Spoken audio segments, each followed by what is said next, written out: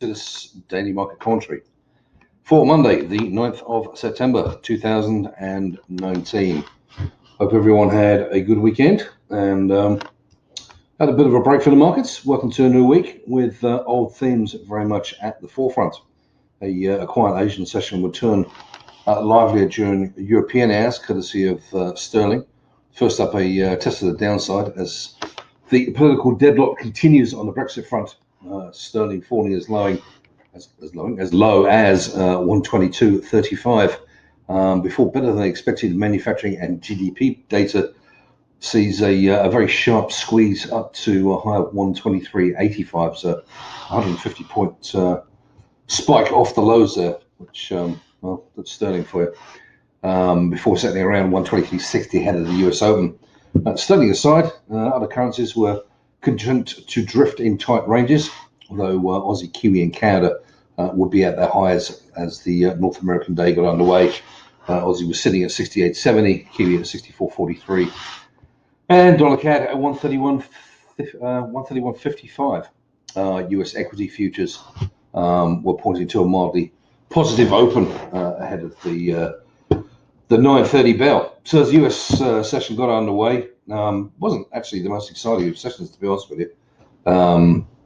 We see stocks did open marginally higher on the continuation of the risk-on theme. Again, I think probably no news is good news. Probably taking hold of the market there, and obviously the market hoping for some sort of resolution on the trade war front between the US and China, and also probably some expectations in the background about what the Fed may do at their meeting this month. We did see euro dollar had a quick early move higher up to 110.60, which was mainly driven by euro yen buying, which also took dollar out to 107.05. Sterling had, having been up to 123.85, had a brief move down to 123.20 on the news that the Speaker of the House of Commons, John Bercow, who I'm sure many of you have enjoyed on live TV or YouTube during the Brexit debates, he will be stepping down at the next general election or on October the 31st, whichever comes first. Mr. Bercow, for those who don't realise, is actually a Conservative member of Parliament. So that was why I kind of had a bit of a knee-jerk reaction there. So it'll be interesting to see how that plays out. The remainder of the day, very, very quiet. Slow growing higher for the dollar, really. We saw euro, sterling, Aussie and CAD all slip from the best levels, but nothing particularly major, with euro closing around 110.45, sterling at 123.40, and Aussie back at 68.60. Dollar yen squeezed higher, actually closed the day very close to the day's highs around 107.25. The move in the US 10-year yield up to 165 probably explained much of the dollar strength during the afternoon, and also probably explained gold suffering as it briefly dipped below $1,500 an ounce. The equities really had a very quiet day, and much like Friday, the Dow Jones closed marginally higher, with both the Nasdaq and S&P registering fractional losses. So steady as you go, as you like there. Even crypto really failed to excite, with Bitcoin spending of the day around the 10,300 level, although we did get one pop high in Ethereum up to a high of 188 before settling back towards 181 at the end of the US day.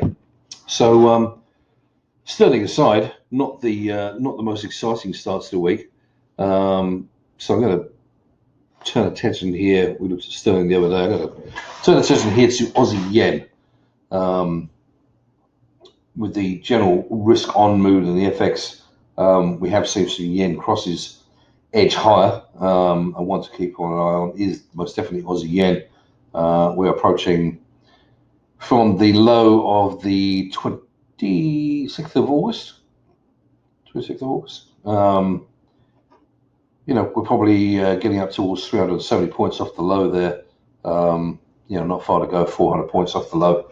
So it's definitely something to keep an eye on. And we have this line of resistance here at 73.92, where you can see we made this low here, and then when we did break through it, we got a really sharp move lower. So expect some good resistance ahead of that line. But if we break higher, every chance we can keep on and push higher, and maybe take a look at some of these multiple highs we have here lurking just above the 76 figure level.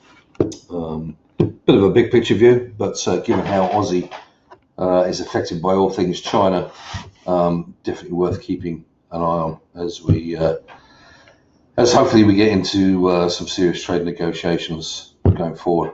And with that, hope you all had a good day and a good start to the week, and we should do it all again tomorrow. Cheers.